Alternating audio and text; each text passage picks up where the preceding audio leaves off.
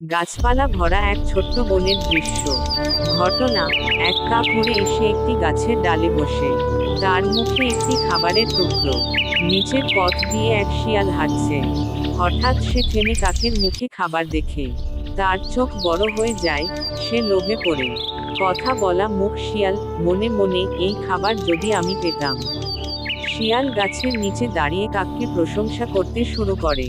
কথা বলা মুখ শিয়াল: অরে ভাই কাক, তুমি কত সুন্দর। তোমার ডানাও যেমন, গলাও নিশ্চয় সোনার মতো। একটা গান শোনাও না বন্ধু। কাক প্রশংসা শুনে গর্বিত হয়। চোখ বন্ধ করে গান গাইতে যায়। কথা বলা মুখ কাক: কাকা কাকা। সতর্ক, খাবার তার মুখ থেকে পড়ে যায় নিচে। শিয়াল ঝাঁপ দিয়ে খাবারটা তুলে নেয়। কথা বলা মুখ শিয়াল হেসে: তুমি গাইলেই আমি খেলাম। ধন্যবাদ বন্ধু। শিয়াল দৌড়ে চলে যায়। কাক হতাশ হয়ে নিজের ভুল বোঝে। কথা বলা মুখ কাক মনে মনে: অতিরিক্ত প্রশংসায় ভুল করে ফেললাম।